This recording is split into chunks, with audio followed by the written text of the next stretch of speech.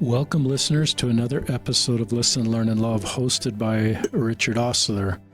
My guest on today's podcast is my friend and therapist, Tonya Miller. Welcome to the podcast. Hi, Richard. Thank you.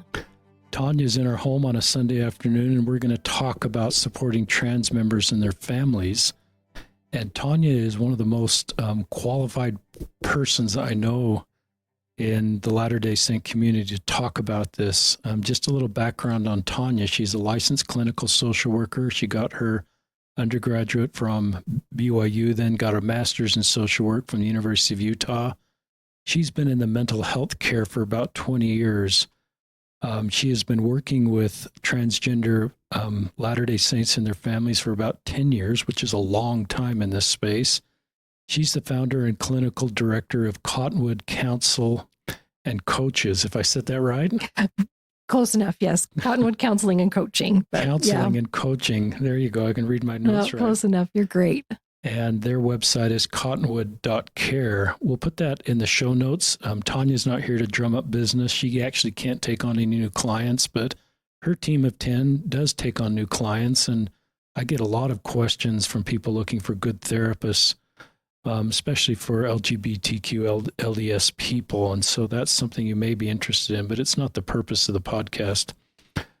She teaches Relief Society in her ward. She has been on our podcast before. She was on episode 501, Healing from Church Trauma, one of the most popular episodes we've ever done. And I then asked her to write a chapter of my third book, which she did between all the work she does.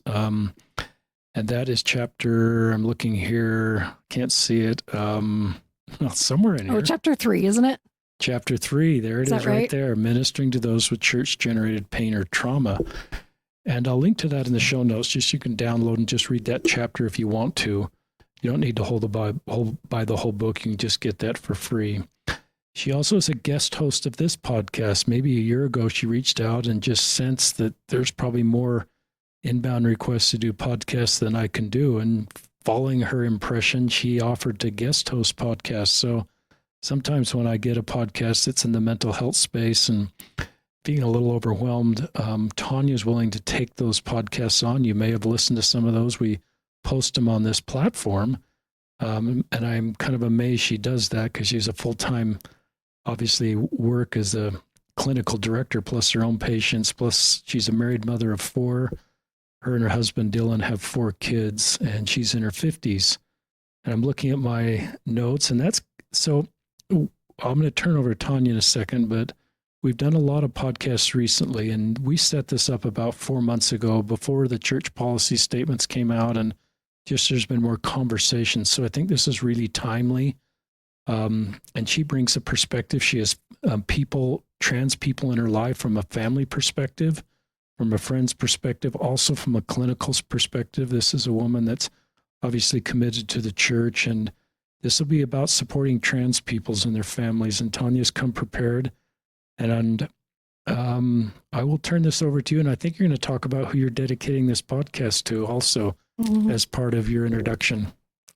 Yes, thank you so much, Richard. That is a generous introduction. I'm just a soccer mom at heart, I think, and mostly mom and wife. I love my family. And I do want to dedicate, thank you, this podcast to my mother-in-law. Her name is Janelle Miller, and she passed away on Pioneer Day this year, and she is greatly missed. She was a dedicated listener of the podcast. She often reached out with comments and told me what she thought about the episodes and how inspired she was. She was a big fan.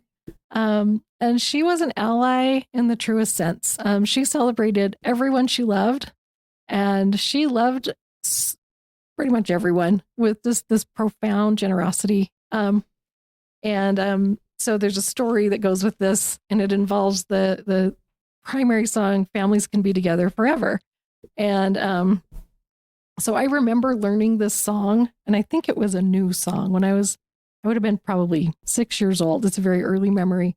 And I didn't like it. I didn't like my brother. I didn't want to be with him forever. That didn't seem like a good idea. And I found comfort in the word can as a 6-year-old, that maybe I don't have to if I don't want to. So There's my brain looking for the loopholes even at that young age. But and I remember singing it at my grandmother's funeral at about age 8 and feeling funny. It was just awkward. You get up there and kind of sing a sad song. It felt sad.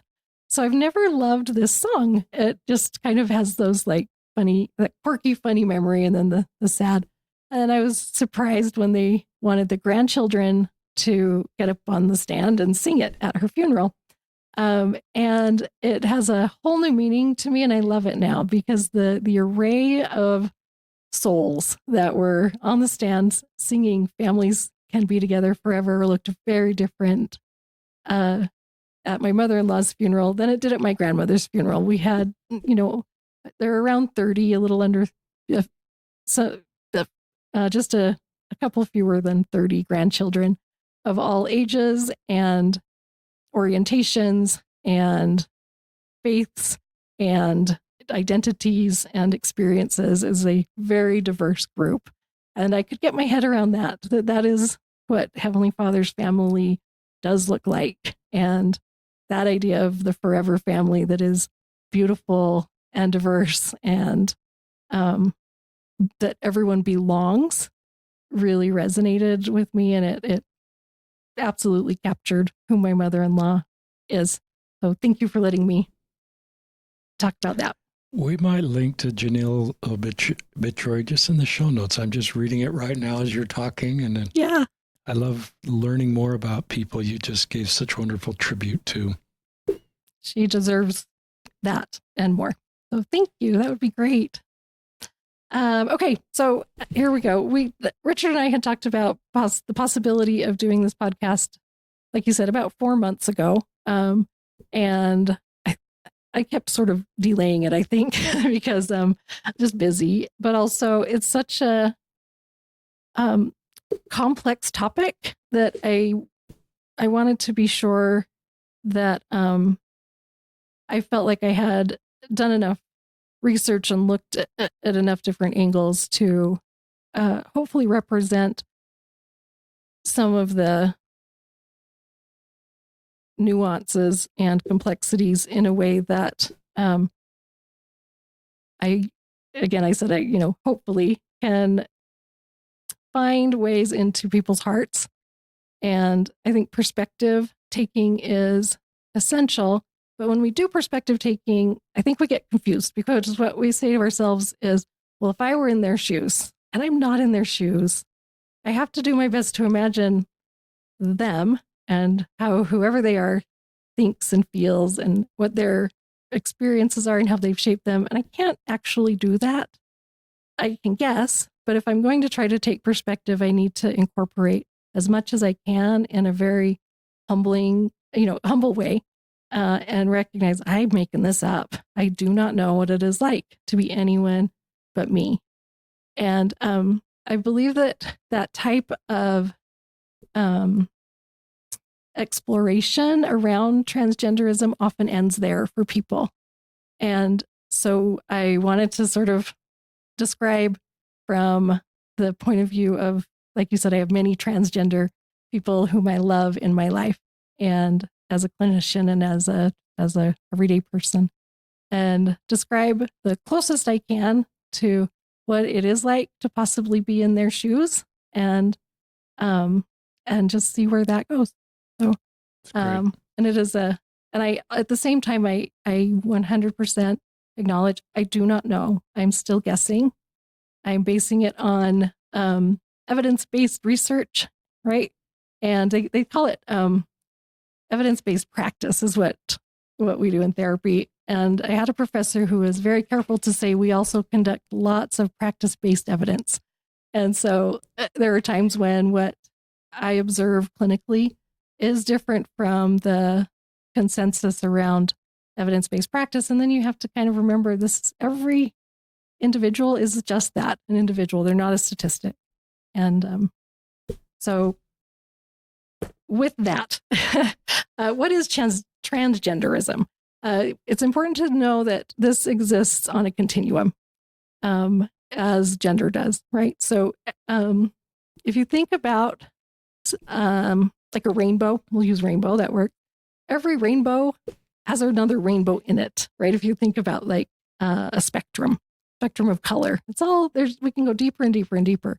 So there's the gender spectrum, and then we've got the transgender, and there's a spectrum, everything from transitioning completely, which is what most people, I think, imagine that someone who's transgender hopes to do. And then there is, being closeted and not presenting socially or in any other way. That would be our continuum. And there are so many misconceptions around what someone on that continuum hopes for. Everything from facial feminization surgery, calling it good there, hair transplants, wishing that they had a different build, wanting a different hair color. I know all about that, right? Because I have gray hair and I like to pretend I don't, right? So I want to present as not in my 50s, but that's allowed socially. So there's no one questions or raises their eyebrows about that. And so, or it can be cross-dressing. It can be presenting with a different name, different pronouns. And that can vary from environment to environment. There is no one way to be trans, just as there's no one way to be straight, right? We're all our own person. And when we keep that in mind, ideally what we can do is slow down a little bit and not operate in, if you think of like pendulum swings, right? We go straight and then we go swing it over, big swing, and we go trans. I think a lot of people think of trans as the opposite of straight. And that's not it. But even if we did conceptualize it that way, that's operating from extremes, and extremes are just never useful. Living in extremes, the extremes just don't help, right? And so if we can let that pendulum slow down a little bit and realize this occurs on continuum, it is 100% individualized. And because of the social norms, it's painful, so painful unfortunately, for the individuals who experience life on that continuum. We make it painful for them. My read on that is that anytime money becomes involved with anything, suddenly there are a lot of voices, right? And being trans is expensive. It's expensive financially. It's expensive emotionally. It's expensive sometimes in terms of what relationships you get to keep and which ones you'll be abandoned, which people you'll be abandoned by. And so I think that's where a lot of the complexity comes in. Being gay or lesbian is probably a little bit less expensive. And I think a lot of the noise has quieted in some ways because of that, right? If you look at the debates, they are around, there's so much around who's going to pay for whatever it is that a trans individual hopes for. And so that's just an observation. And with that observation, I'm going to throw in one more thing. When we're talking about relationships, they are so complex. And one thing that shows up a lot in my office, in my life, in my relationships everywhere, is this awareness that we always want to, our brains kind of want to simplify things. And so we want to assign guilt or fault a lot of times, right? It's their fault, things like that. And that's guilt and fault, they are super useful if you're with an insurance claims adjuster or a judge. That's about it. Relationships aren't a zero-sum game. Someone isn't always winning or losing. They are nuanced, they're complex, they're beautiful. But when our brains want to simplify things, it becomes impossible to do. And so we tend to move further apart rather than closer together because we're sure that someone has to be right and someone has to be wrong. So when I talk about anything in this podcast, whether it's, I am only describing, I do not assign fault or blame. That is not my job. I can't do it. But if we're going to figure out how to support each other and love each other in the ways that, to the capacity that we have, we want to stretch that capacity. We have to be able to describe what's happening for me, for them, for whomever, and listen to understand rather than listen to, respond. So with that, keep on. Do you have anything you want to say at this point, Richard? It's great. Keep sharing. All right. So, so being transgender right now, what I'm told is it is confusing, frightening. Socially, it is so risky, and physically, it's expensive, and emotionally, it's so much isolation. So I don't wish that on anyone, and I like to think that others don't either. And that, again, that's not to create any kind of us them. It's simply awareness that everyone can probably relate on some level to experiencing some of what I just described, and just feeling uncomfortable in our own skin. I bet we can all come up with examples of that. Maybe it's like a junior high dance, right?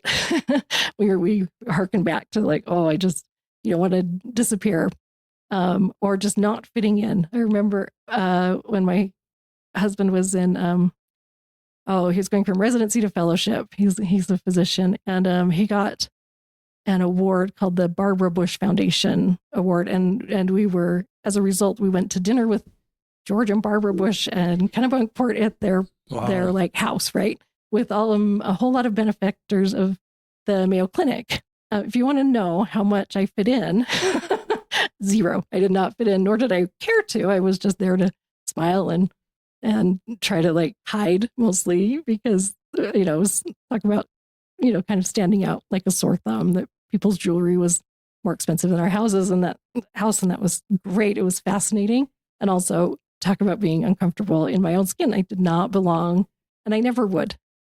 And if that is a lifelong experience, that's the closest I can think of to a lifelong experience of like faking it, trying to be polite, just breathe and get through this, just people watch, whatever my little strategies were.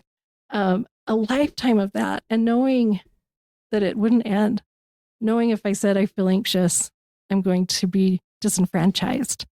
I can't imagine what a dark place that might lead to. And I think that unfortunately is the experience of many transgender individuals. And these are our brothers and sisters in the gospel. So what isn't transgender? It is not a trend. It is not a fad. It is not attention seeking. It is not a hyper focus on sexuality. It is gender identity, and gender is it. I know that this is what I'm about to say is different than the way that the gender is defined in the Proclamation on the Family. From the point of view of just the social work lens, gender really is a social construct that we assign certain traits to people who are identified as male or female at birth, and we become very insistent, I think, as a society, that people conform to those societal norms. And sometimes this can probably be useful, maybe, but also it creates a lot of pain that is invisible. And we don't want to hear about it usually because we don't know what to do about it, and it might be expensive. So that is kind of my summary of how I see transgenderism being interpreted, what it is, what it isn't. It's great. Okay. The next, I kind of want to pivot a little bit, and I want to talk about something called intersectionality. And intersectionality is when someone experiences more than one quote unquote disability. And because we have, it's called the DSM, Diagnostic and Statistic Manual, right? For naming, identifying, codifying what we call mental illnesses. Transgenderism is captured to some degree as a deficit, right? We have a deficit-based lens on transgenderism because of the DSM. Gender dysphoria is in the DSM, and another quote unquote disorder is autism spectrum disorder. And there's a high degree of intersectionality between autism spectrum disorder and gender dysphoria and other experiences that those who identify as transgender experience.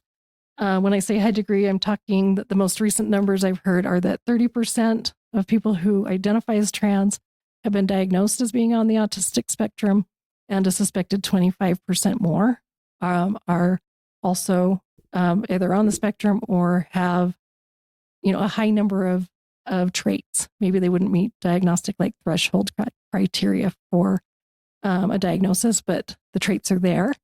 And that's more than half. Okay? More than half.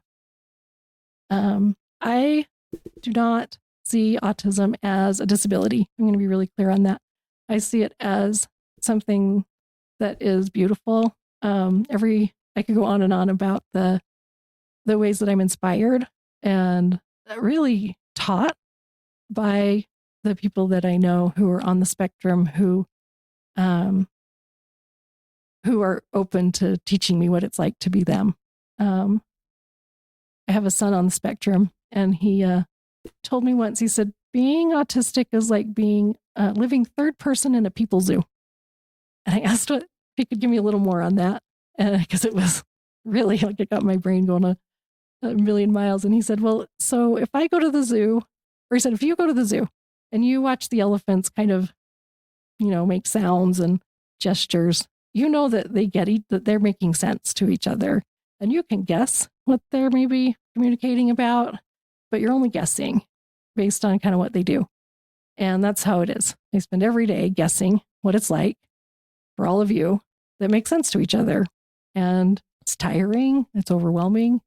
Some days I get luckier than others. Sometimes the people I live with, they get easier, right? Because I don't have to guess as much. They do the same thing a lot. But I thought that was just such an amazing way to describe that kind of just what it's like to feel like an outsider. So we're looking at a population, 55% is the guess of trans individuals who have intersectionality with autism spectrum features or a diagnosis. Talk about an incredibly vulnerable and misunderstood space, right? I don't think transgenderism is a deficit, and I don't think that autism is a deficit. But those are the lenses that we're given in our society to view them through. And part of that has to do with the medical piece involved. If someone wants to transition, part of it has to do with trying to support individuals with autism to function to the highest degree possible in a neuronormative world that they didn't ask for. And we insist that the neuronormatives, consensus wins. And to me, that is just, it really gives me pause. My clinical experience matches that. Almost every trans individual that I have worked with in therapy has autistic features if they or they've been diagnosed. I want to talk about the trajectory that I have witnessed. And typically these folks will show up for counseling in early teens, and they often have been diagnosed with ADHD, autism, and anxiety, kind of the trifecta. They're deeply depressed, often suicidal. If they haven't made suicide attempts, they maybe are thinking about it. Often they self-harm. They are very unhappy, and very few of them identify transgenderism at that stage because they're so afraid. They know how vulnerable they are already, and they do pick up on enough of the people zoo to realize that that is something that is not often celebrated, or we don't even have to go to celebrate. Let's just go to accepted, right? And so they are feeling very trapped. That's a hard time anyway for everyone. Everyone hates middle school, right? It's tricky. It's hard stuff. And so if we think about that, how lonely and scared, and they're not even yet talking yet about that deeper piece around gender identity. We're just trying to keep them alive at that point. And then as they get a little bit older, they might start to talk about being uncertain about their gender identity, and still so much fear, and still looking at themselves through this deficit lens. So there's ableism, and then there's internalized ableism. Ableism is when I might, it's when I say, I'm normal, you're not normal, right? And internalized ableism is when someone says, you're normal, I'm not normal. And they, rather than exploring their identity, and identity exploration is what we all do in late adolescence and early young adulthood, ideally. Not just gender identity, just who am I? I'm not my parents. Who am I? Right? We differentiate. And if someone's taught that no, your identity is you are less than, and they believe it, then that hurts. And so they often remain in a really vulnerable, kind of precarious state in terms of mental health and general well-being. If they do, they are part of a supportive family, then we start to see a improvement, and that's exciting. That is so exciting. And once the improvement kind of gets some momentum, then the real them starts to emerge. This is maybe when we would expect requests around pronoun changes or preferred names. I will never understand why that is such a big deal. I called what I want to be called, and people use the pronouns that I identify with. Like I was saying, I only know what it's like to be me, and I just believe what other people tell me about themselves. And there's so many other things I can spend time thinking about, other than how dare they ask me to call them that. I can't get on that wagon, and that's not a criticism of people for whom that's difficult. I'm just saying, that's not one that I understand. So we've got this think about the interesting intersection that these individuals and their families, if they're LDS, have. And let's just go with the assumption that we're talking about someone on the spectrum who's identifying as trans, who's grown up in an LDS family. Let's go with that, right? Imagine kind of drawing like a Venn diagram, but let's add a third circle, and then color in the middle of that, and then that's where we're at, right? That's a pretty isolated, confusing space. How on earth do you make sense of all of that? Well, it's slow, and that's why we can't do the pendulum swing of it's either this or this. It's either this is, you can't be this or else. No, we got to slow that down and listen and recognize that there's not enough research. We do not have enough information to not just research, but not enough openness as well to even start to get there quickly with anyone's experience.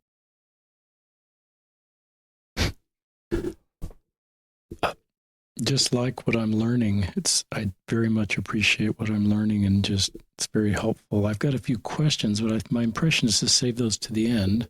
Okay. And have you get through everything you want to share with our listeners, because it's kind of really wonderful to have someone like you with your clinical expertise for people that need to hear from somebody with your expertise. Okay. All right. Thank you. So let's talk about labels really quickly. Labels have one function, in my opinion, and it's to simplify communication. So if I write down, major depressive disorder, moderate, then the next clinician or the prescribing physician can have all the information they need about symptoms without having to read a whole paragraph or two about things. So that's the only function of labels in my opinion, and in the world that I live in. They do not define anyone. They do not capture anyone's reality. It just simplifies what we're communication between clinicians. So if we put all that away and we're left with someone who feels misunderstood and marginalized in so many spaces, and then let's say parents, let's add parents to it. I have yet to meet a parent who is not terrified around, not that their child is trans. I have met parents who are not able to process this information, especially in early days. But the desire to protect your child is so strong. We all know that, right? There's kind of this idea of like, if you hurt my kid, I'll kill you. Like, we all know that, right? Okay, well, suddenly you've got your autistic trans child in front of you and everyone is a threat to them, right? Including your church. That's the fear. So I hope we can deconstruct that just a little bit.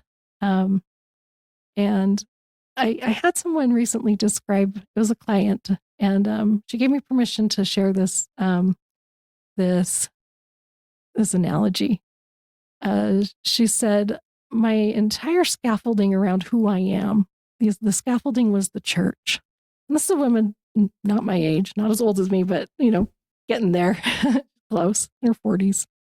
So the scaffolding was the church, and I tried to tuck myself into whatever spaces there were. I had to fit in the spaces that the scaffolding of the church created for me, and it couldn't work. And then I thought it was me that was wrong. And she said, as she's healed from some things and developed new perspectives on who she is and what her mission on earth is, she said, my scaffolding has become my spirituality, and the church is a piece of that scaffolding. And she said, sometimes it gets a little wobbly, and I wonder, is that going to hold up? And it does, and we can handle a little bit of wobbly. She said, that deconstruction and reconstruction has been really almost life-saving, definitely life-giving, and enriching for her. So I'm wondering if we can do that, use that as a way to conceptualize. Let's deconstruct that we have to tuck somebody into what trans is, because we know it exists on a continuum, as does autism spectrum disorder. It's called the spectrum disorder for a reason. And I want to take away the disorder, autism spectrum. And so there is endless variety and ways that that intersection can produce. And there is no one way to be a member of the church. So we've got so many layers of rich, beautiful pieces of who this person is that we get to explore. And if we slow down, we can do it. But if we panic, we can't. And so with that idea, so let's take away the scaffolding of transgender is bad, and it's one thing.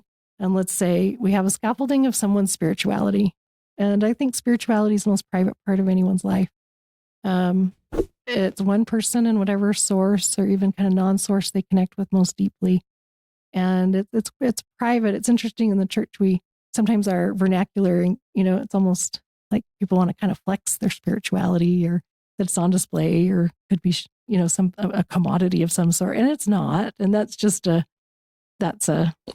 cultural kind of thing we have going. But deep down, it is one person in Christ.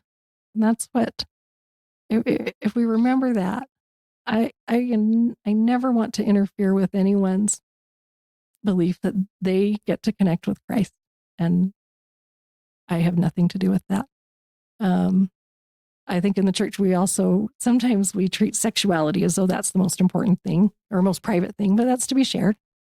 And so spirituality, the most private part of our lives, that's our new scaffolding for looking at transgenderism. And we're going to say, okay, the church is a piece. And however this little, my understanding of how transgender is going to fit into my spiritual scaffolding, that's going to be private for everyone. And I hope listeners will consider creating a piece of their scaffolding that is special for that, because this is a very special group of people.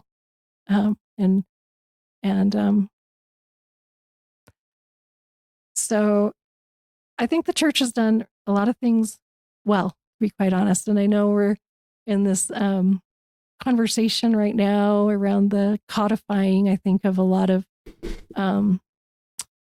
practices that were probably occurring.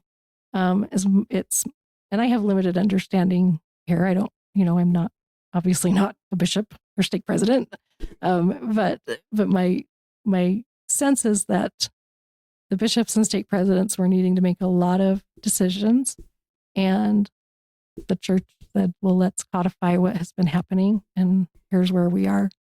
I don't love it. I'm going to be honest. It is interpreted, the way it's interpreted, I think, is very exclusionary, and we want to be inclusive. We do not want to be exclusive. And it gets a little confusing, and we'll talk about that. But a couple of things the church has done right from the beginning, and I have not done a deep dive into the new. I've read it, and I'm not really going to comment on that because I'm not an expert on that. Not only an expert on me, but anyway, they have been very careful to say we do not know what, and I'm going to put in quotes, air quotes, causes transgenderism. I don't know that cause is what I would want to attach to this experience, because I really believe that people come with this. They come with as who they are, and I don't know why, but I do not think it's environmental factors. I don't think it's a decision, and so the idea of a cause, I don't know what to do with that, but we'll work with it, right? So they do not know what causes it. And the high co-occurrence with autism, I think, and that, I think it's something I hope that we can discover some truths about. The restoration is ongoing, and I take a lot of comfort in that. So I think the church has done that right, and I think that there are a lot of question marks. And in life, I think when there's question marks, we proceed with caution, right? And so they're being quite cautious. It is painful. I know. I feel it, to read the ways that individuals who identify as transgender could potentially be excluded.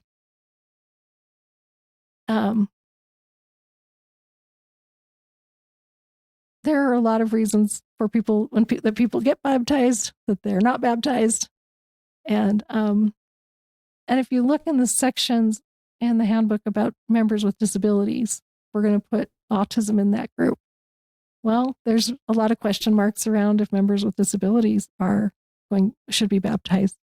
I don't want to vote on that. I know that Christ was baptized, and he's our example. And I guess I wish everyone could be baptized. And I can just have that wish. I'm glad I'm not in charge of all of these decisions at the more technical levels, I guess. But I think it's okay to proceed with caution, because it's a slowing of the pendulum is my hope. But the way we read this is we have just cut out so many people. And that's the way it reads. My hope is that what it introduces is some question marks, and then we proceed. And my hope also is that as more conversations are had at maybe a higher level, that there can be answers provided that maybe haven't yet. I don't know who's having these conversations and what they learn. So I think that's all okay. I take comfort in anything that lets us slow down and have deeper looks. And so as a member, I'm pulled in two directions. every day, actually. I tell people, I woke up one day and my oldest came out as gay, and I have lived in the LGBTQIA plus ally space ever since. And that was more than a decade ago. And it's weird that I'm here, but I'm here, and not a day goes by that I don't have a conversation with someone about often it's being pulled in two directions, and always it involves how I can be an ally.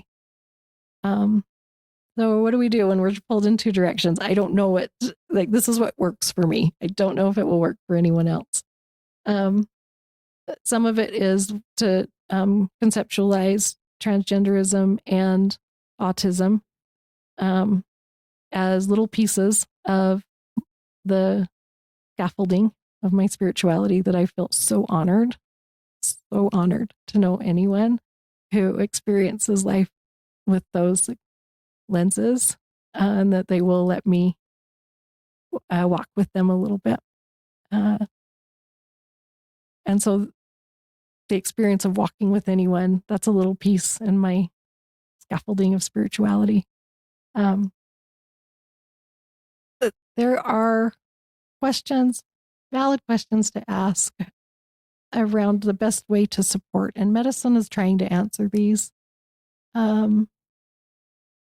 When I talk about things going too quickly, there is evidence. There's something called the Cass Review. It's a British physician. She was the president of the Royal College of Pediatrics and Child Health, and she conducted this incredibly thorough review of children who are children and youth and transitioning. And there's not a lot of consensus there around whether or not to provide medical support in the form of either gender blockers or hormones for children and youth who identify as transgender. There's a lot of question marks. The pendulum swing went to get them from a pediatrician to a gender care doctor immediately, right? That was at least this is in the United Kingdom. And the gender care doctors, of course, did their job.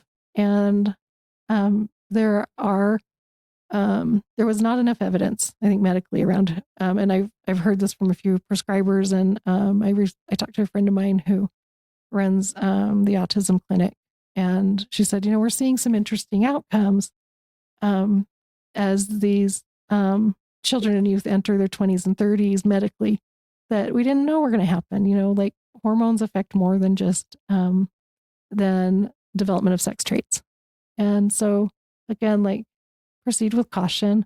However, I will say I have witnessed for myself that with those that I work with and love, that hormone blockers or puberty blockers and hormones can be life-saving measures. When I've got someone I'm working with who really would rather be dead than to try to continue to make sense of life in their adolescence with so many complexities, it's too much, right? And sometimes that can bring enough relief for them to then start to heal. And so the trade-offs, I don't get to decide. I don't think anyone except that individual gets to decide, well, what are the trade-offs potentially? And their families get to help, right?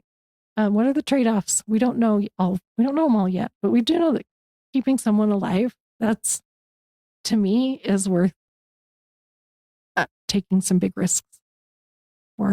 And so I, continue to, I'm excited to see what we continue to learn, and think that there's so much potential for the healthcare for these individuals and for the mental health care to become better and better. But if we don't ask the questions and we don't do the research and we can't tolerate how uncomfortable it makes either, if we're going to be on sides feel, then we're not going to get anywhere. And so we have to take a look, right? So one of the things that the CAS review also identified was that that anyone who experiences transgenderism benefits from gender affirming mental health care. And the individuals and their families, they need it, right? So if we're torn in two directions, maybe you're a parent of a child who is questioning or who has come out at any age, and you go to church every week and you feel like you're carrying, someone described it like this invisible boulder in my chest, was the way that they had said it. Every time they walk in the church building without their kid, knowing that they're never going to tell because they don't know what to do about it, and no one can know that they're even holding this invisible boulder all the time, and it's heavy, and they feel alone with it, and they wish someone could help them, but they don't dare ask.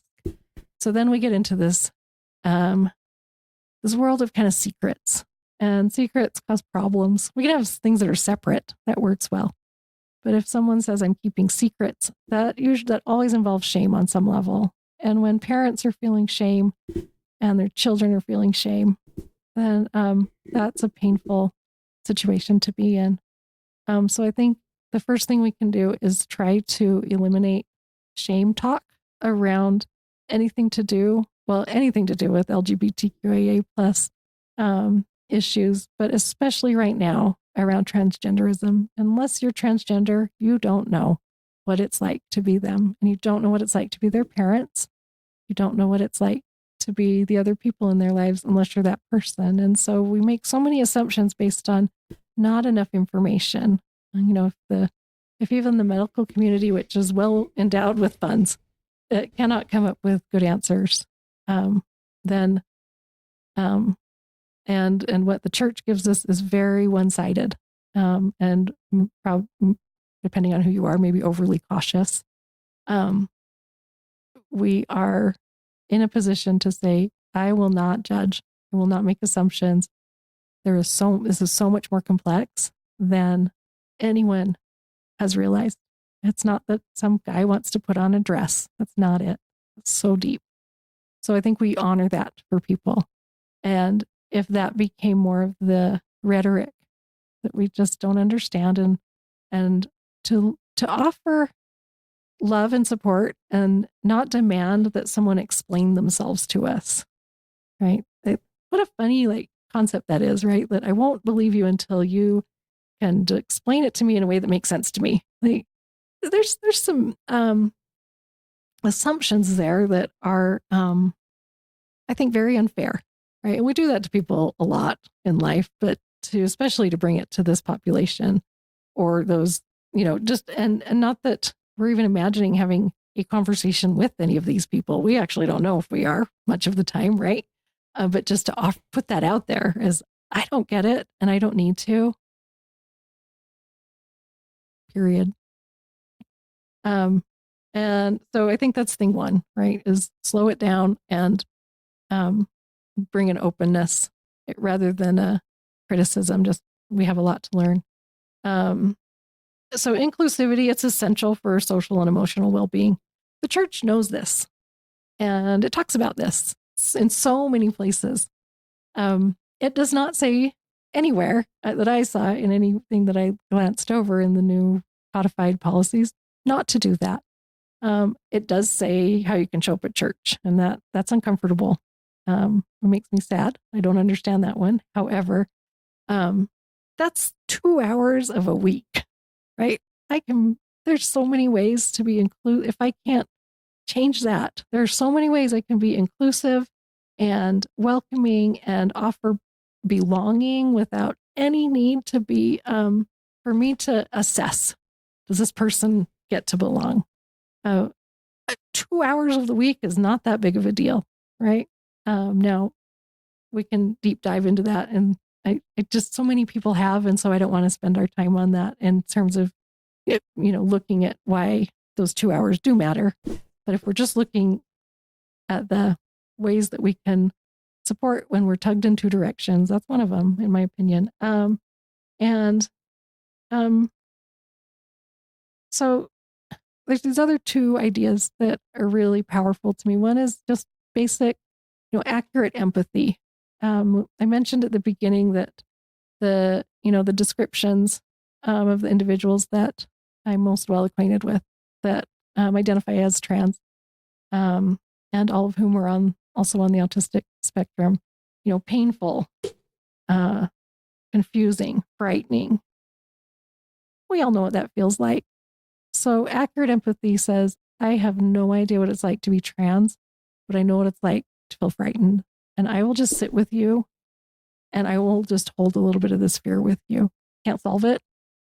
You can't either right now, but let me just sit with you and hold some of this for you for a minute. I know what that's like, just to be afraid and feel lonely with that. That's accurate empathy. And it's a little different than empathy, basically where we say like, oh, that sounds very hard. That's nice. That's important and has its place, but this is a little bit deeper. And the other is to volunteer accountability around pain that we've caused. And this is different than taking accountability. So I apologize. I think I've used this example maybe when I was guest hosting, but I'm going to say it again. So this is the best way I know how to describe volunteering accountability. So I hit one of my kids in the head with a golf club. And I'm the worst mom on the planet is how I felt. So this is the story. We were at the driving range and I kind of noticed one of my kids was kind of more like a hammer, and it didn't seem like he was having much fun, hammering the ball with his club. And I thought I can help him. And so I went over and I said all the nice words, right? Like, wow, you're doing so good. Can I show you this one thing that somebody taught me and blah, blah, blah, right? And he kind of shrugged his shoulders. He had his AirPods in. He shrugged his shoulders and kind of stepped back. And I did not look when I swung and I hit him in the head. And I can't even tell you, I said, even describing this now, I have this anxiety rising up through my chest I just said, you know what, Child Protective Services it's programmed into my phone. Call them right now. I'm like, I should be in jail. I was a bad mom before. I'm probably the worst mom now. Can I see your pupils? Do you need to lie down? Need water? It kind of grazed his ear and knocked his AirPod out. And he was like, ow, it kind of hurt, but he wasn't, mortally wounded, even though I worried that was the case. So eventually he said, Mom, I think you're more upset about it than I am. And I said, you're probably right. Sorry. And trying to breathe. And then I said, you know what though? I feel actually worse about something, if you can believe it or not, than hitting you in the head with a golf club, which I just did because I'm that mom. And I feel bad about that. But it's that I call it mom-splaining, right? He did not ask me for help. He was fine. And I sent this no confidence message to him. I came over and I said all the nice words and I had all the nice intentions. And it was a put down. It was a no confidence vote. It was judgment. And I said, I am so sorry that I did that. I do not want to show up like that as your mom. And I'm really sorry about that. I'm more sorry about that. So that's, thankfully I redeemed myself a little, right? He's like, that's cool. And then a few days later, or just recently, he told me, that was nice how you did that. I'm like, wow, that was a while ago. So thank goodness, right? But this idea that it is not hard to apologize for hitting somebody in the head with a golf club. It's just not. That's obvious. It's low-hanging fruit, right? And if he had said, hey, Mom, that was rude, I would have agreed with him. But I should not have to wait to be called out. If I've been unkind and it's been obvious, not hard to apologize. It is deeper to say, oh my word, I judged you. And that is going to cause more pain than hitting your head in the head with a golf club or not talking to you or making assumptions about anyone, right? That's not okay. And I just know that we can do better when it comes to being, if we're allies, right? To start to show up that way in every space so that it's not hard and it's not uncommon when it comes to showing up that way for our trans brothers and sisters and for their family members. They're lonely. They're scared. They don't know how to do this. No one's done it before. And we might think we know how to live life and how to, stretch between two two extremes. Maybe we walked that and we think we know what we're doing. We're not them. And I think we need to honor that. So that's what I call volunteering accountability. And that's healing. Right? The others are nice, but that's more healing. And then the last one is just look, and I like to think this is a good way to live life. Look for opportunities for kindness. I think as allies, that is maybe, that's a guiding principle for me, I guess, as an ally and just as a person. And this is different though. You have to be really careful because you don't want to judge someone as needing your help, right? So help is such a funny concept because if I say, hey, can I help you with that? There's judgment, right? Right there. You can hear it. They've created a power differential. I've assumed that you can't do that and you need me. And even though I say it in a nice way, there's a little bit of a zing there.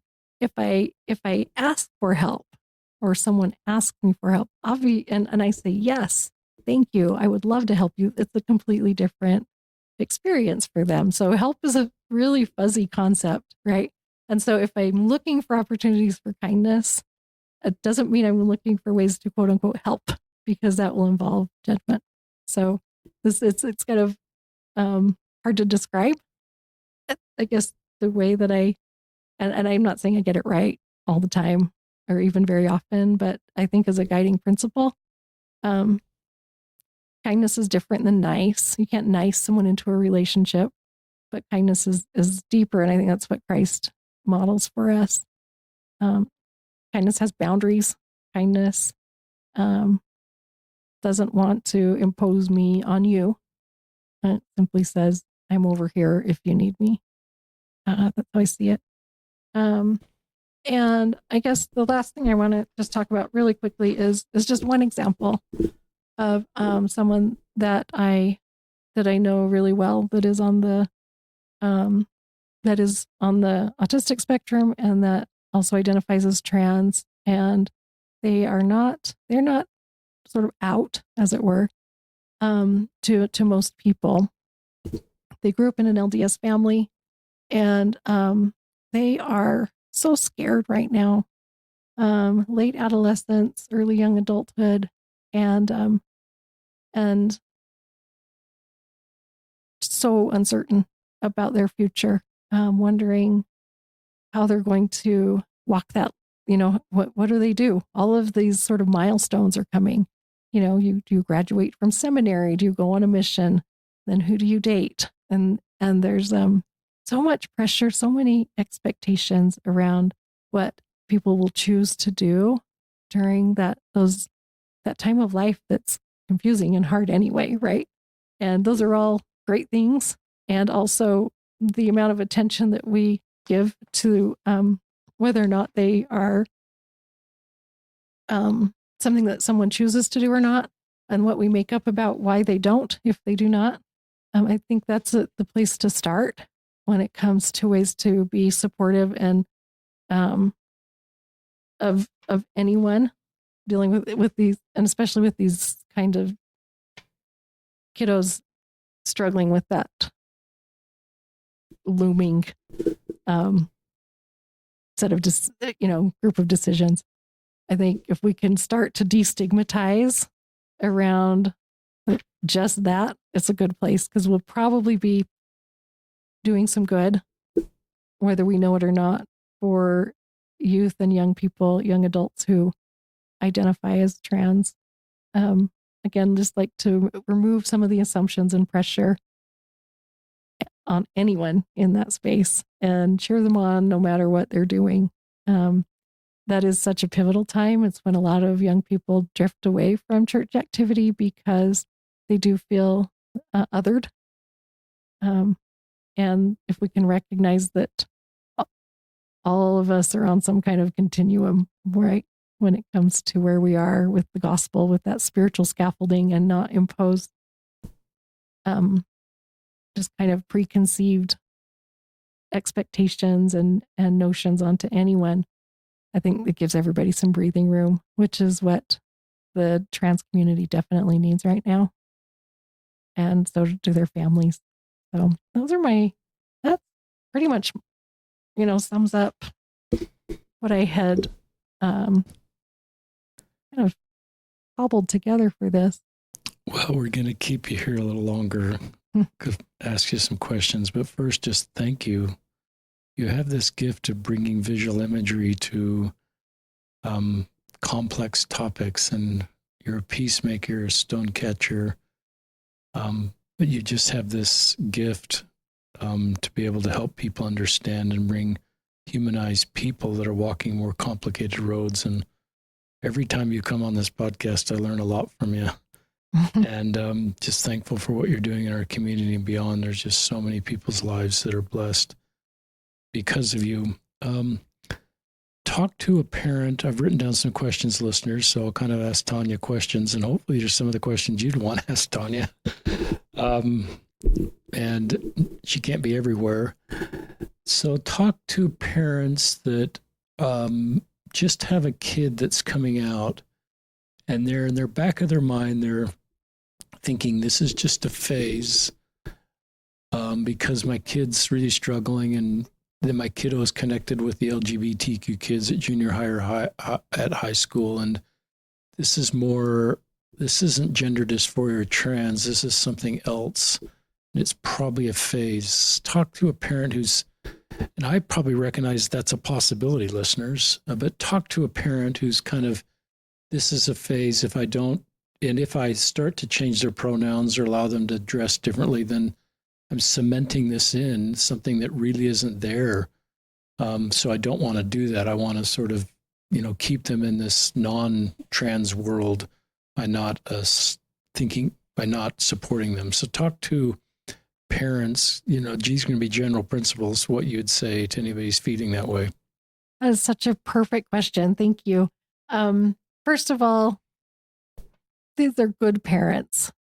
And that is the first thing where anyone would want to go there because it makes their child safer in their minds, right? In their minds. So they look at the big social picture, they look at the scene, they look at the covenant path as we describe it in the church, and that would be the simplest answer, wouldn't it? It's a phase. It's also the first experience that a trans individual has of being invisible. We just want you to not exist this way, and so without intending any harm, that is actually what's cemented. Is I'd just like you to be invisible and see if this goes away, right? That's okay. It's not the end of the world. We worry about patterns. We don't worry about things that happen just once or twice. I actually, anytime anyone comes out to me with the language of, I think I might be, my answer is always, you are right. You might be. And eventually you're going to know for sure.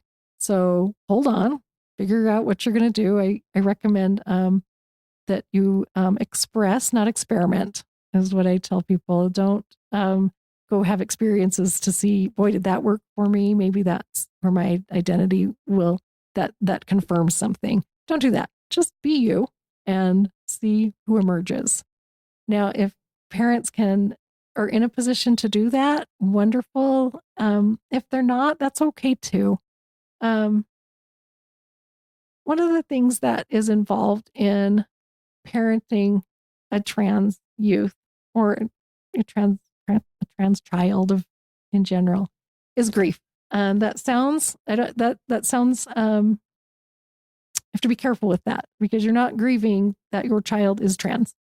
We grieve our dreams, and our dreams matter, right? So you don't hold that baby. It's okay to say this. I didn't hold that baby and think, boy, I hope they change their name and their pronouns and that we get in, that they want reassignment surgery. You give them a name and a baby blessing at church, and you imagine, the path. And that's a beautiful dream, and that is okay. And that's all it was, though. We made it up, and it guided a lot of our decisions, and it no longer is applicable at the moment. So grief is a beautiful process. It's something that I believe Heavenly Father made it so that our minds and hearts could do, so that we can adapt to reality after a change in in circumstance or awareness or both. So if we can't do reality, we can't be present. And if we can't be present, we can't have good connection with our people. And so even though it's uncomfortable, it's not wallowing. It is how we adapt. It's beautiful. Reality might be painful. However, it offers connection. Whereas if we don't grieve, we're kind of in pretend. And that's what you're describing in terms of the parents hoping, let's just pretend. Now, the research actually bears out, the CAST study says that when young people are sort of allowed to present, say, these are my pronouns, this is my name, I'm going to, present in this way. Sometimes they do, there's fluidity there. And I don't know, depending on, I think there is gender fluidity to varying degrees for different people. And so there is tolerating exploration and providing counseling is the recommendation, at least that the CAS study came to, is, yeah, it might be a phase. Who knows? And it might not be. And it's important not to hope that it is, because your child will pick up on that and they will say, I am a disappointment to my parents. So parents need to grieve their dreams, and that's okay, because then we can do reality with our child. We can be present with them and walk where they're walking and need us. And what I think we've been called to do with them as parents. That I think I've said on this podcast before that I think that my responsibility as a parent is to it's the relationship. It's not some outcome, right? That's the stewardship. And so grieve your dream. It's okay. You're not grieving your child. You're not a bad parent for saying, oh, that thing that guided my life. I have to rework that. That's okay. And I know that the Spirit helps people with these kind of adjustments, and the Spirit, it talks about in the Beatitudes, how does it say it? It's more. Oh, why am I blinking out? Help me on the Beatitudes, Richard. They're really good. Right, they are. What's the one about the those Blessed that mourn? Well, for those that mourn, for they shall be comforted. That's it. It's that basic, right? Blessed are those that mourn, for they will be comforted. So mourning, grieving, adapting to change, which we do all the time, actually, will be comforted. So comfort is an interesting word. In the I don't know if it's the Declaration of Independence or the Constitution, but it talks about not comforting the enemy. It doesn't mean give them a blanket and cocoa. It means don't give them weapons, right? Don't arm them. Don't give them power. So blessed are those who are adapting to reality after a change in circumstance or awareness, for they will be comforted, given comfort, number one, and they will be strengthened and empowered, because that actually is what comfort means. That's another meaning of comfort, right? That is what we need as parents, I think, regardless of where our kids are. And that's my answer. Great answer. Terrific answer. Talk to parents who are affirming but are just full of fear. Fear of this is a parent of a teenage kid, active LDS family, and they're just full of fear for how the church might treat their child, or in some ways it is, and how society is treating trans people. And they're doing probably all the right things you suggested on affirming that kid and having the conversation, but their new fear, and is this new fear. I can't speak to that because I have been that mom. When my oldest came out as gay, no one was coming out. And I was so scared for him. He came out to me, and I thought, I am never going to let him see me cry about this. And so we talked all through it and gave him all the love and support, all the words I could, and meant them. And then I cried and cried and cried because I was so sad about what he would be up against. This would have been, this is when things were starting to heat up. It was after the Prop 8, but it was right around when the church changed the policy. It was before that, but things leading up to that. And it was not a very friendly climate. He was at BYU. No one was out. There were no clubs then to find community. And I was so worried about his safety and so sad knowing that he had prepared his whole life. He wanted to go to BYU, right? He's like, I want to get into BYU. And we're like, do you really want to go there? And he said, yeah, I wanted to since I was a kid. And then it went the way that we feared it might. So I've been this parent and this was it was a little over 10 years ago. Go to the temple a lot. You might not get answers. There's so many answers I want that are not coming at the moment, but I keep asking my questions and ask for comfort and to feel a greater measure of Heavenly Father and Jesus Christ's love for your child, that the love they have for them is beyond what we can conceptualize of, and ask for some of that. You will get it, and it will help you, and it will help you feel relief, I think, because there's nothing greater than their love. And I don't care what society says. I don't care what the policies are. At the end of the day, that love it's inextinguishable and it's theirs. And so feeling that is empowering and comforting, empowering to you as a parent. And if you don't want to go to the temple, that's okay. It's okay to be mad. It's okay to be sad. It's okay to be confused. Just let yourself feel everything that you want to feel around the losses that you're anticipating in your child's life, and be vocal around them about how much you love, support, and see them. That's what I would recommend.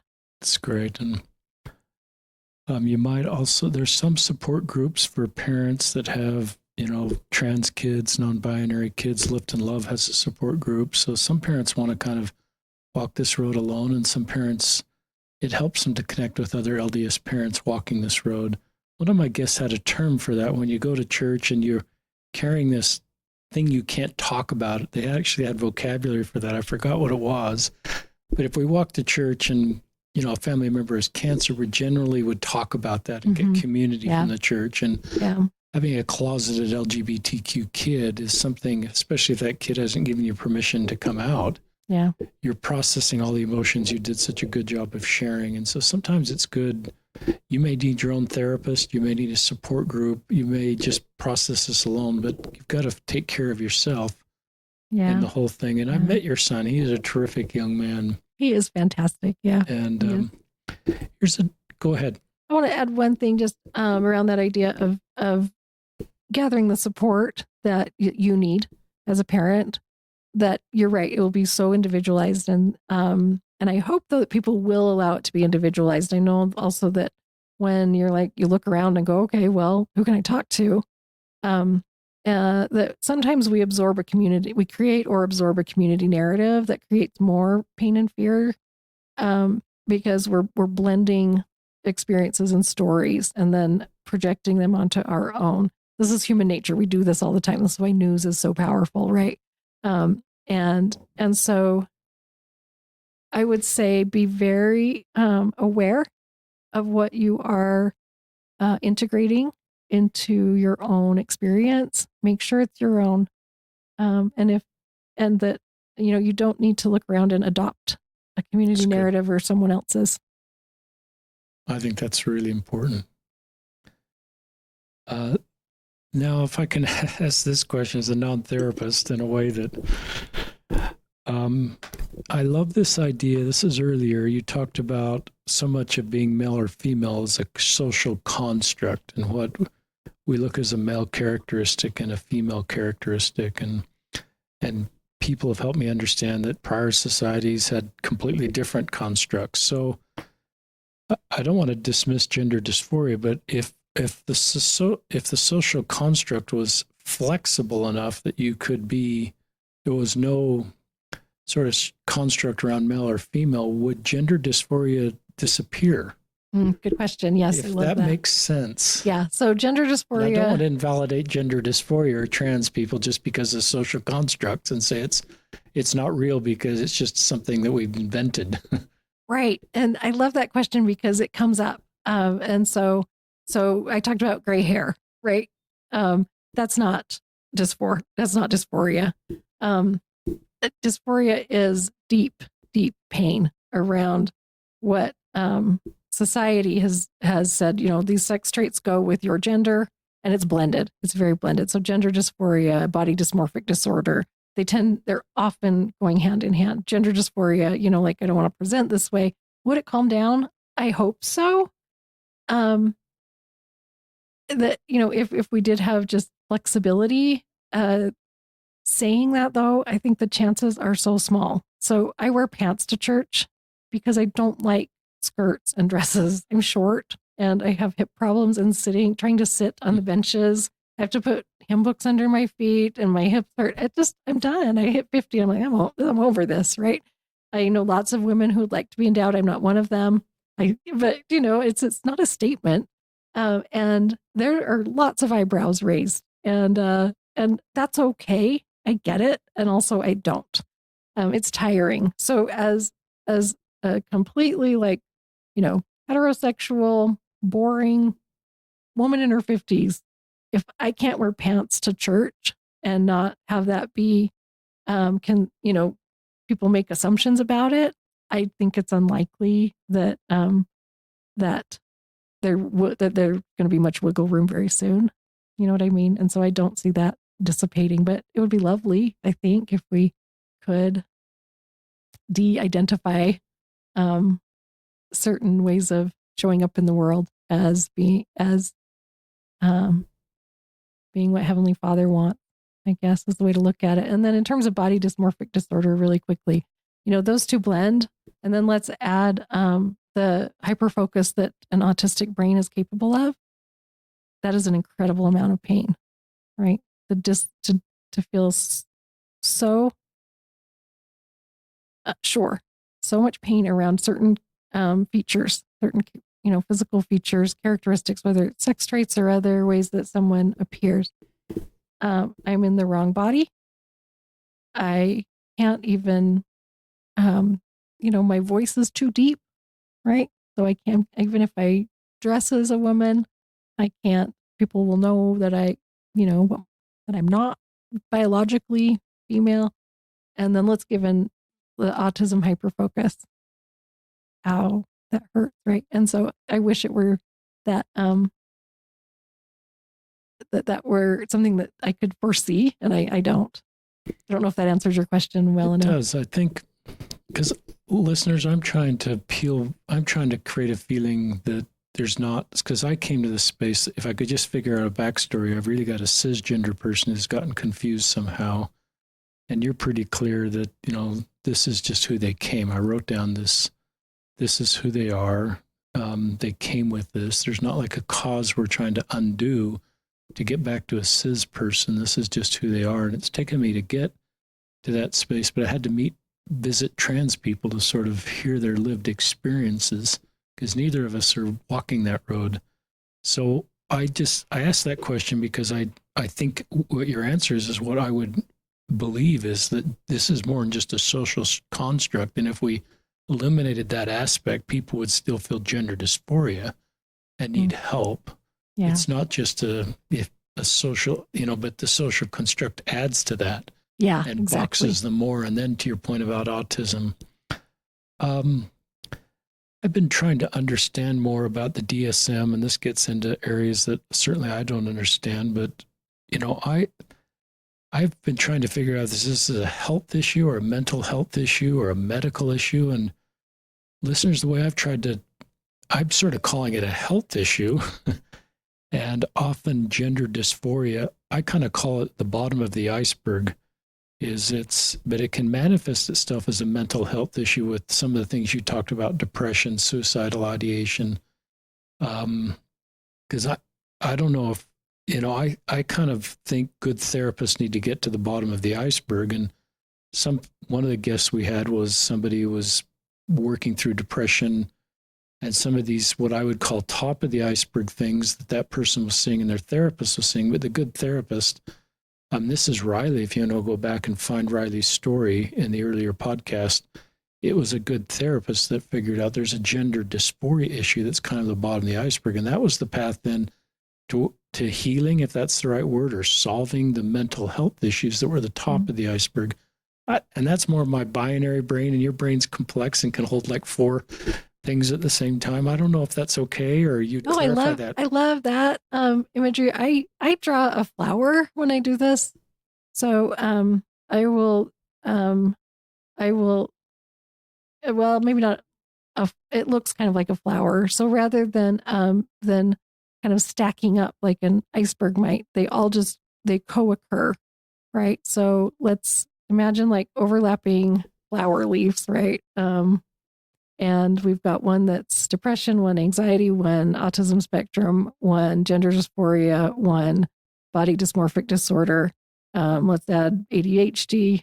You know what I'm saying? So let's put in some OCD, maybe like all of these pieces that can be more noticeable in terms of what is more everyday, right? I might notice someone who's quite anxious, or they might be able to talk about it. They'd have language for it. If we put one more pedal in there, though, which would be, we talked about internalized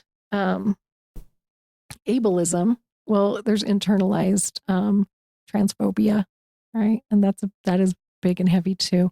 So an iceberg is one way. I see them all as just co-occurring. And if I can think of a flower, I can think of a person.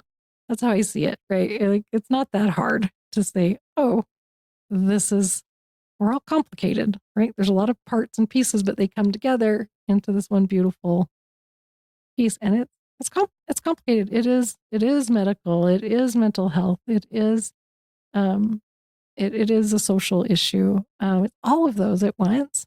And yeah, we can apply the DSM labels, but that is only valuable in terms of being able to communicate more effectively, in my opinion, right?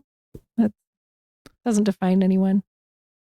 Yeah, that's very helpful. I love that you talk about autism and trans not being a deficit. I think, and I love that you have this long view with your gay son of just walking the road of where we were with gay people and some of the really just the tension with that. And I think the assumption is that, that's a bad outcome for your child or for a Latter-day Saint or for a human to not be straight. And we've had enough experience with gay and lesbian people in serving in even our military, in all walks of life, that they're just wonderful members of the society that can contribute. And they're not second-class citizens. And we've kind of gotten over the fear because we've had proximity. Speaking in generalities, that's not all the time, and certainly that's my own journey, as I've just met more people that are gay or lesbian. But then I think you kind of brought this up, but I think in some ways we're repeating the cycle with trans people. And I've just met enough trans people listeners it's the same feeling. We'd had a medical doctor, a trans woman, LDS, on the podcast, and just a tremendous physician contributing significantly in her circle of influence and what she can do. And we just have so many examples that I think if you're a parent that are recognizing you've got a trans kid, or if you're recognizing you're trans, I think you have to feel like this is who you are. This is not a deficit. There's not a cause and a fix. This is just who I am. And I can contribute to society just the way anybody else can. So it's not like, and so I just hope that we get to that point. And I write down the word, when I think of this space, I wrote down information vacuum. And I've kind of talked about this in the past, that our church hasn't talked a lot about trans people. And so society, and I'm not saying that's good, I wish they had, and I wish we had talked kindly about trans people earlier. Yeah. And there's a good quote from Elder Rasband on the website. There's a transgender website, and it doesn't dismiss the reality of being trans. It doesn't cite random studies saying this is all a fad, this is all a phase. It's all very compassionate. But I think this is a caution for all of us, is there's other voices that can define trans people for us. And that can sometimes be politicians that kind of work out of fear to create community. They're coming after us, and we sometimes create fear around people we don't know. And it can sometimes motivate people to donate and vote. And so I think a lot of content around trans people has been created in a fear-based narrative. I sometimes go back to the Salem witch trials, listeners, and I think we all kind of assume that if we lived back then, we would have been able to understand what was going on here and not burned witches at the stake. But I don't know if I would have known that if I had grown up in the Salem witch trial era, and if I would have bought into all the fear about these people a little different than me and would have burned them at the stake. And so I look at what happens sometimes in society, and I want to go slower before I buy into the fear-based narrative about a group of people. And that means I still have to have boundaries, and but to just blanket this group in a way that society in some ways is blanking really. Yeah, they don't use the continuum at all, that idea, right? It's one or the other, and one is good and the other is bad, is the way. It's so reductionist. And so, that's why I'm glad you're listening to the podcast and listening to Tonya, because, we just shouldn't form opinions about people until we meet lots of people in that space. Then our fear generally goes away, and we see them, I think, as God sees them. And I think we're better off in society with trans people. They're some of the best people I know. And this is kind of a trigger alert. Talking about suicide. We've had the Martins on, episode 631, parents doing just a terrific job with the trans kid that they did lose to suicide. And it's the only suicide note that a family's given me permission to have a copy of. But a line here is the kind of what you talked about earlier in this suicide note. I've highlighted in yellow, and just breaks my heart every time I read it. I am terrified of how society treats trans people.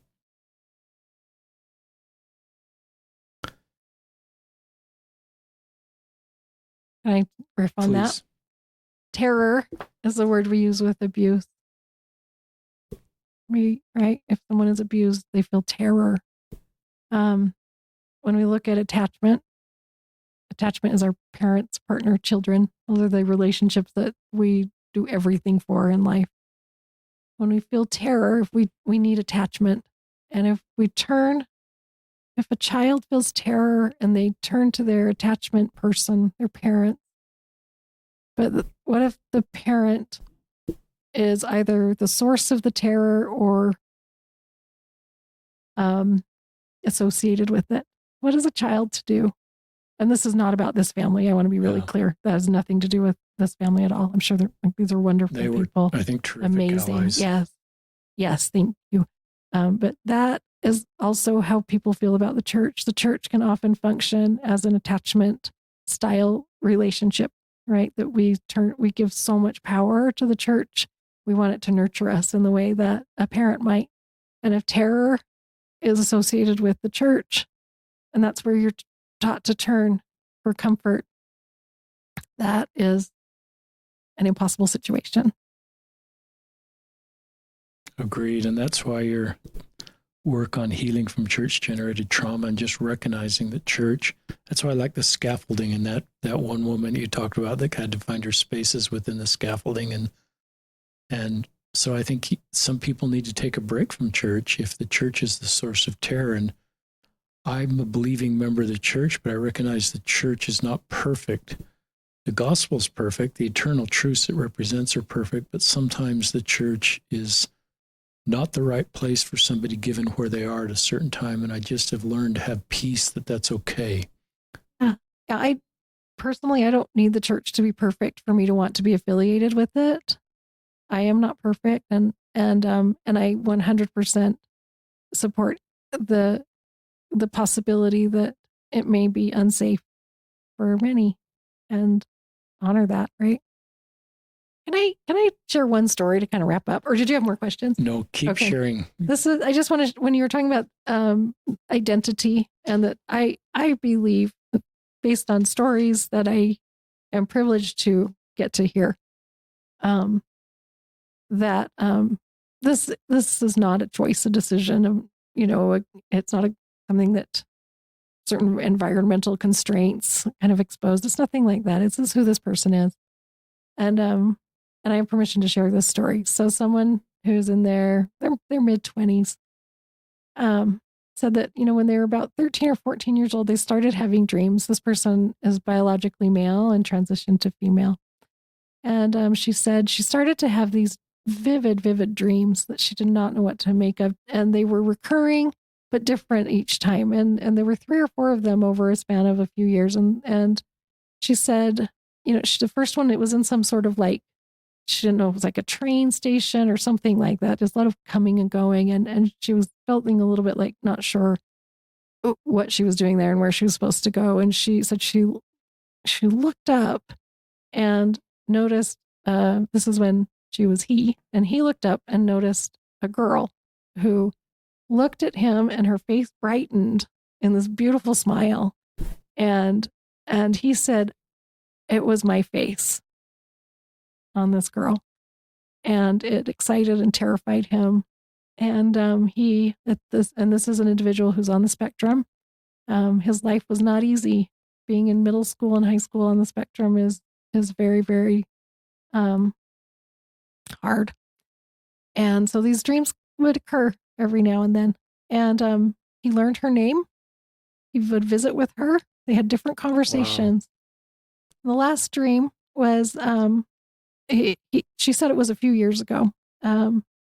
And she, this is someone who had lived somewhere else.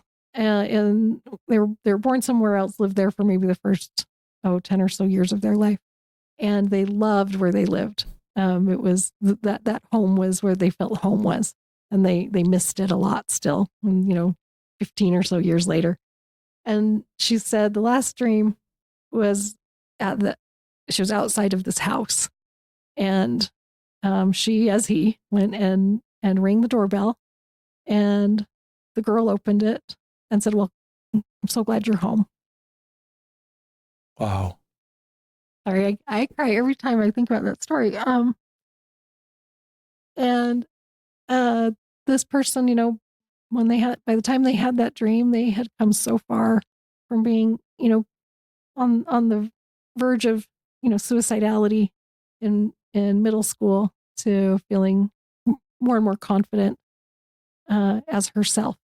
Right? And I have a really hard time imagining that was anything other than revelation. And so I'm just going to close with that, and a thank you to the individual that gave me permission to share that. It's just sacred spaces, sacred stories. And listeners, I've written down a couple more thoughts. I've shared this in prior podcasts where we're talking about trans people, but I've talked about my shoulder injury. I don't have chronic anxiety, but some people do. And there's just all these different things that are under the healthcare umbrella that there's prescribed clinical procedures. That's probably not better words you could come up with, Tonya, to help people feel better. But this is one where, there's a DSM, we've talked about that. There's healthcare professional recognized things that we do to help people. And the church with its policy is really taken those off the table. Yeah.